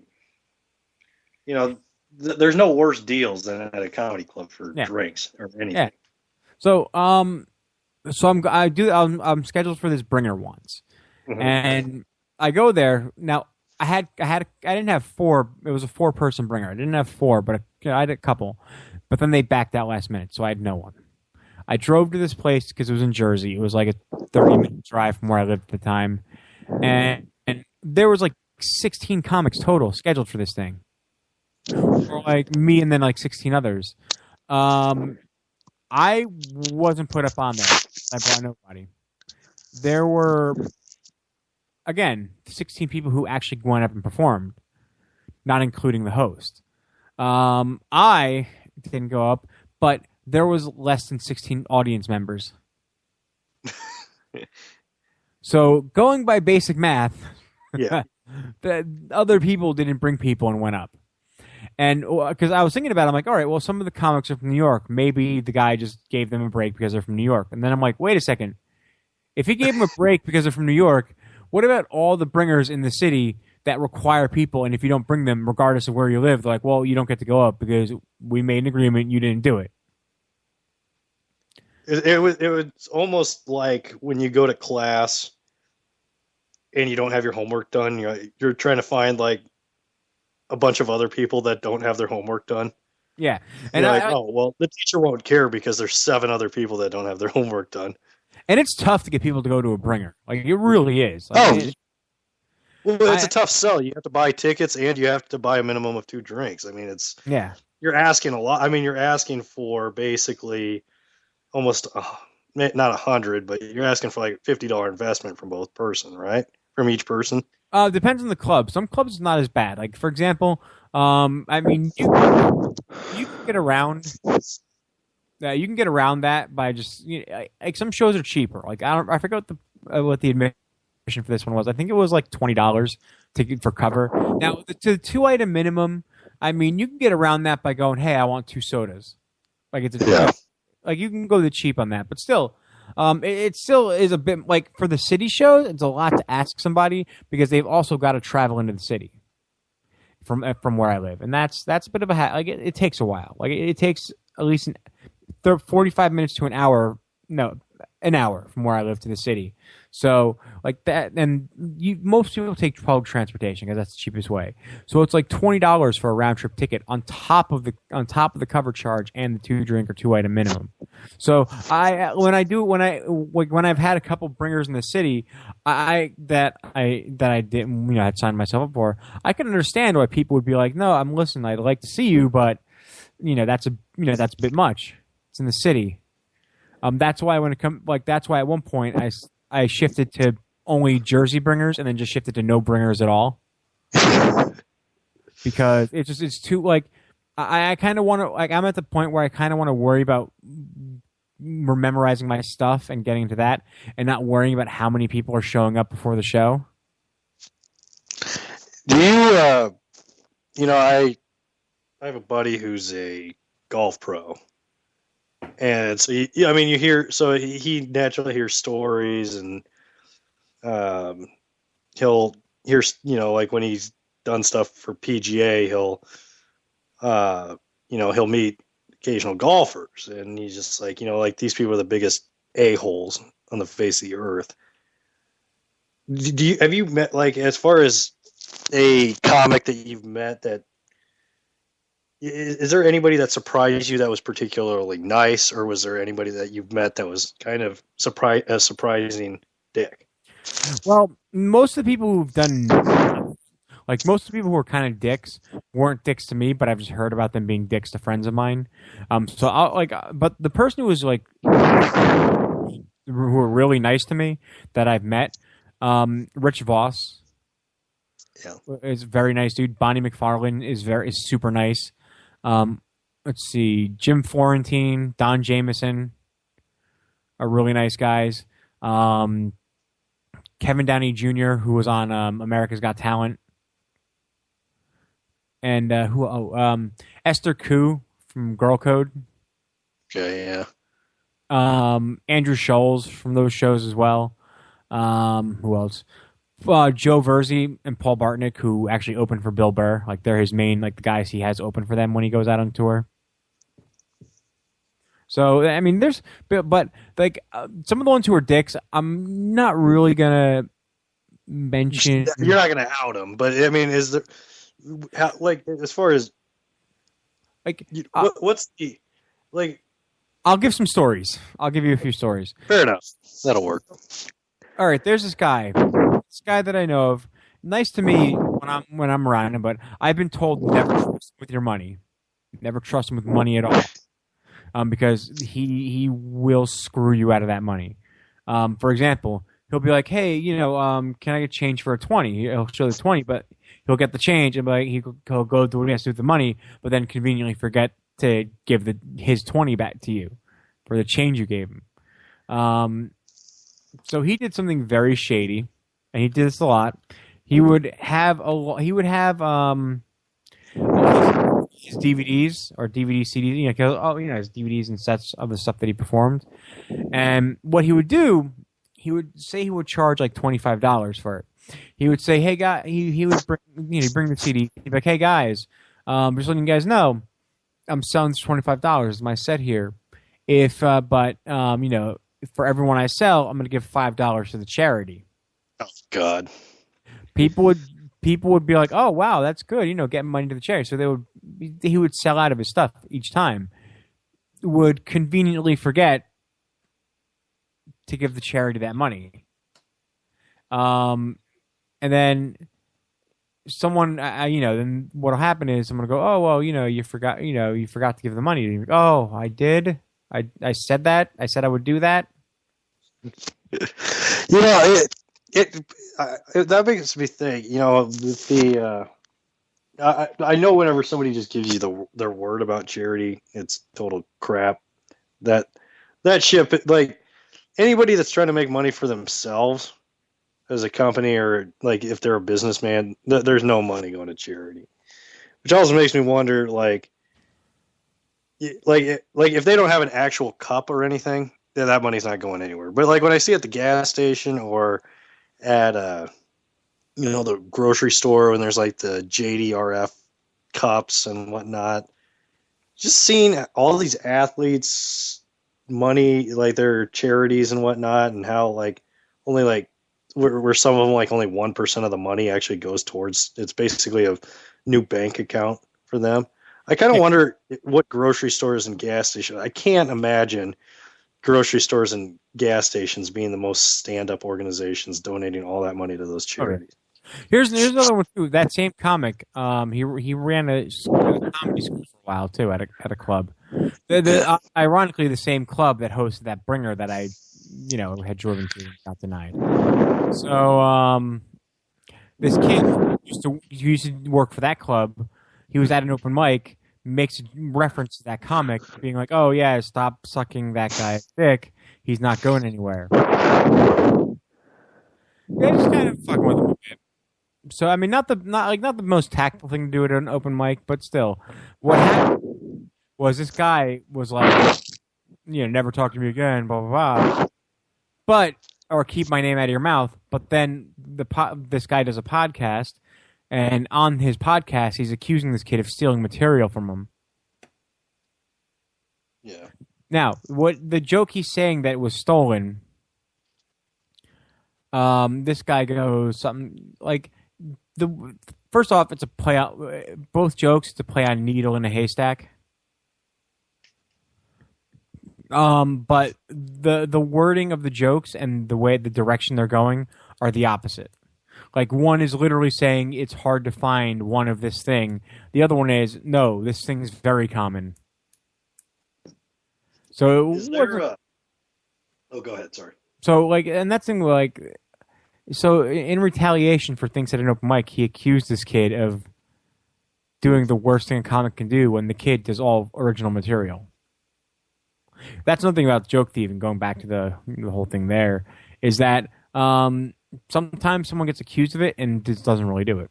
Like there's a lot of people who are famous who get accused for stealing material as well that I heard about. Like you wouldn't even believe. Well, Carlos Mencia. Oh no! I said people that like I said, haven't heard about. Like there are people. Oh yeah, I mean, you're not. It's always crappy to me when you see like somebody that's gotten their own show and gotten their own their specials and stuff, and then you see that they've stolen material from some guy that's like they went to an open mic night. I mean, it's proven, but it's a comic you've never heard of. That it's like what? Why would you not just ask that comic, hey, can I use that joke or anything like that, instead of just flat out stealing it from a comic that they're barely making it or they're not making it at all. That's if you're stealing, why? That's like stealing from the homeless. Yeah, it really is like that, and that thing too. Like they're pretty, like it's the comedic equivalent of identity theft. Mm-hmm. I don't believe in I don't even I'll take suggestions for punchlines, but if someone gives an entire joke to me, I'm like I can't do that. It doesn't sound like me. So I'm very because what I try to make is that whatever I do sounds like me, it's me. So because that way it's harder for other people to steal, so I don't have to be as careful.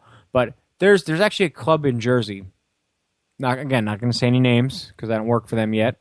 Not even on the radar yet. Don't want to ruin any possibilities, even though why would I work at this place? But they've got a guy who is a comic who is in tight with the owner there, to where no matter how good you are, if you speak out against this guy, you won't get booked there that often. What this guy will do, they'll bring in a national headliner, and then the next night when that headliner's gone, this guy will come in and do that person's jokes. Material, just about a couple words change around here and there, but pretty much word for word do the other person's set. Huh. And he'll say, has anybody gone after this guy, or is it pretty much when they call him out, he just says, "Oh, it was parallel thinking."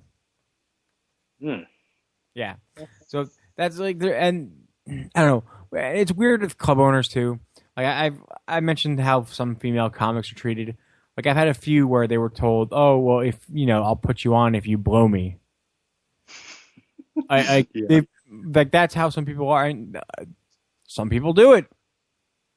So yeah, it's sad. Like just because of all the stories you hear about female comics and the stories they tell. I mean, it just makes you want, like, it's sad, but whenever a female comic gets to where she is, like, gets ahead, it's like, you wonder, unfortunately, what she had to do to get to that spot, and how dead inside she actually is after that. I don't know, like that's the thing too. Like I don't know about dead inside. I just like because not all of them actually do it. Like a lot of them are like, no, I'm not going to do it, even if it's at the risk of them not getting the spot. So but again, there's some who do it. Like because you look at it and you're like, all right, well, how did this person get on this show? And some get put on because the owner thinks they're hot and wants to bang them. It happens. There are some who get on there because they're actually funny or fit the show, but then there are ones who blew somebody to get there. I'm not shaming them for doing it. You've got to do what you got to do. I mean, if I'm a female comic and I mean, a couple blowjobs stand between me and making, 7 figures, that might be a little tough to say no to. You haven't seen what some of these co-owners look like. Well, I've heard okay, one, I'm not a chick, and two, I guess that's true. Yeah, I haven't seen the word on club owners on the East Coast. The word on the street is that Bob does that just to get to the front of the line at the deli counter. Yeah, I've done it. I've turned a handful of tricks to do that. Yeah. Well, to be fair, you really want to get up front there so you can get the pastrami like before it starts to get a little sketchy. You want to get those prime slices of the pastrami. You want to make those sandwiches. I get it. Yeah, working at a sandwich shop, it is shocking how disgusting. Like I'll be like looking at the spinach and it's like brown, kind of black, kind of starting to go. Oh yeah, that's fine. Just put it on the sandwich. They won't notice. It's like, oh, okay. That's a little disgusting. The best is they usually don't. They don't notice. No, because they're too fat and shoving their face into the sandwich already. That it's it's the end of it's already over at that point. And then they start puking their brains out, wondering why. Yeah. I do have a question. Okay. All right. How long? Okay, if there's somebody that you can kick their ass and they've been to prison, how long until you can start making prison rape jokes to them? Like, this guy's been out of prison for, he got arrested, was in jail for like 4 or 5 days, and he's probably going to go back to prison.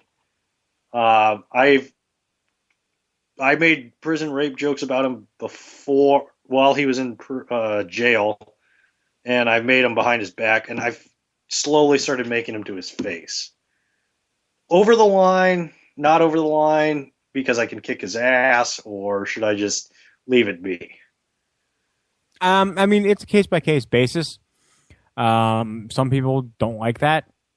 Some people don't give a shit. Like, it depends on how good of friends you are with the person. Like, if you're good enough friends with Huh? I'm not friends with him. Oh. I mean, I wouldn't feel comfortable doing it, but if you can kick his ass, go for it. See, like, if he starts to sit down a little weirdly, you can tell, oh, just got out of the joint, huh? Just got out. Well, he rough shower, buddy. He had long hair, like down to his shoulders. Oh yeah, they were riding him like a pony. Yeah, that's what I see. He said some smart ass comment to me about coaching high school baseball, and I was like, oh yeah, like when you cut your hair because you didn't want the other inmates to have something to pull on. Yeah, he cut his hair because he was tired of being put in what I call the Sons of Anarchy position. He was done with the reverse, I guess, cowboy at that point. He's done with reverse motorcycle gang guy.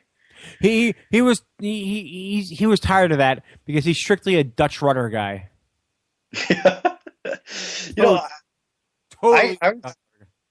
I was thinking, like, I think I would immediately, I would kill. I don't think I would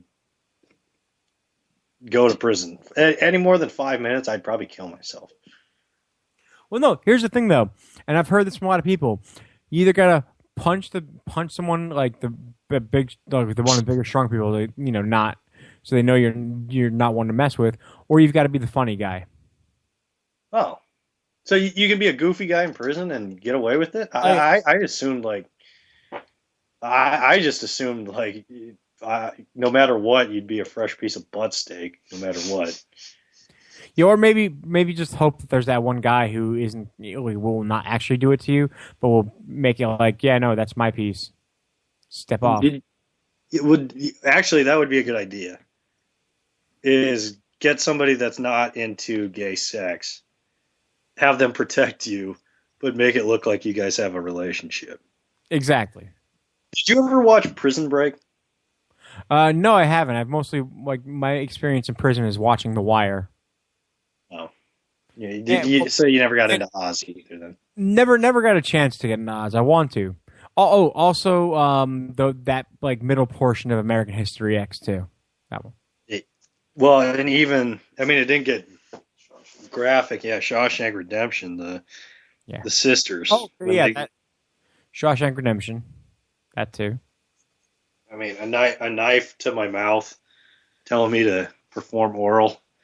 I mean, it's happened to me a handful of times, and I've said yes twice, but it's just not the life I want to live in prison. It's not the life I want to.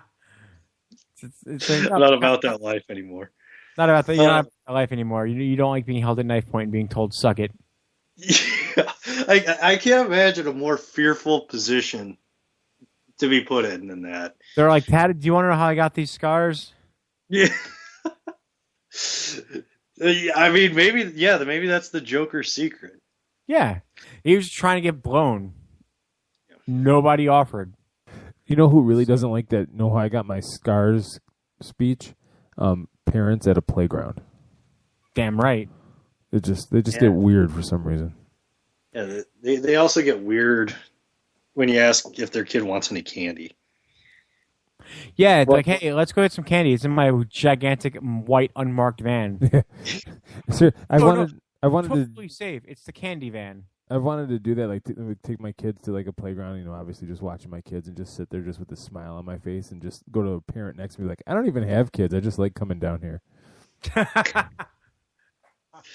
Or no, actually, the best would be bringing your kids to a playground and put like a fake tattoo on your neck and like start scratching start like nervously itching and act like you're like bugging for you're like, oh, I shouldn't be, or just keep saying to the person next to you, I shouldn't be here. I shouldn't be here. I got problems. I shouldn't be here. Just see the reaction. But do it while you're wearing like a Subway windbreaker and sweatpants. There's got to be a South Park follow up, right? I would imagine. Oh, they're neat. I want to see that. I want that to happen more than I want to breathe. Like. Well, Mike, we got so that Full House, there was an unauthorized Full House project that came out, which detailed the Full House on air and whatnot. It was horribly done. It was not good at all. It's kind of similar to the Saved by the Bell unauthorized project on Lifetime. Is there any, obviously Screech blew the whistle on the Saved by the Bell, which gave him all the stories for that. But if you look at the Full House one, I didn't read into it, but who would you suspect would have blown the whistle on that one? Because I can't imagine Saget wouldn't have done it, Stamos wouldn't have done it, and Coulier wouldn't have done it because those guys are still friends. I don't think they would have done it. Maybe all three of them did it. But I would assume Kimmy would have had to be the one blowing the whistle on that whole thing. Do you have any opinion on this, or do you care? Wait, no, I didn't even know about it. Like, what happened? Like, what was exposed? It was like it was a TV made for TV movie about what went on behind the scenes of Full House, and it was horribly done. The actors were awful. The storytelling was terrible. I mean, it's kind of like what NBC does with like Hook Live or the Music Man Live or whatever. They intentionally make it so bad that people talk about it on Twitter. But like, have you heard about this phenomenon? No, I haven't heard about that. Like, was there anything like weird that happened? Well, there's weird stuff like John Stamos was a little touchy-feely with that Jodie Sweetin when she was younger. It wasn't implied that he touched her, but like he would always like pick her up and high-five her and do a bunch of weird, nothing like he didn't touch her inappropriately, but it was like they were way friendlier than they should have been. Huh. And just like making Saget seem like the biggest piece of shit on the face of the earth. And, making Coulier seem like the biggest loser on the face of the earth. So pretty much everything you would expect from them was pretty much outed on this TV movie. Yeah, no, I didn't even hear about that. Wow. Yeah. You need to invest an hour and a half of your time to watch how comically bad this is. It's like the only good part of the movie was Saget sounded actually like the guy who played Saget sounded like Saget. Everybody else didn't look like their character and didn't sound like their character. I'm gonna have to check. You need to watch both of them if you haven't heard of both of them. Let's check it out. Well, Mike, before we get off air here, do you want to tell everybody where we can find you on Twitter, the internets, all that good stuff? Yeah, you can find me at Hipster Punchy on the Twitters. I'm pretty good with the Twitters. Usually, sometimes I'm not, but sometimes I don't do it as much. But at the same time, find me there. Also, you can hear me on Brain Stew Radio. I'm usually less introspective as I am tonight. But BrainStewRadio.com, more like radio.com. I'll be hosting some at Tierney's Tavern in New Jersey soon. I'll be at the Shannon in Hoboken, New Jersey in November. I'll probably have more shows lined up soon. That's all I got. All righty, Mike. Well, I appreciate you coming on. Always a good time. We'll get together, and we'll have to do it again soon, man. Yes, sir. Definitely. Well, that'll do it for the show tonight here on LateNightSportsRadio.com. Back Tuesday for the box seats with me and Alex B. Smith. And Thursday, Johnny Bobo with me and John Maloris. And then also next Sunday for another edition of the Bob Sullivan Show. See you next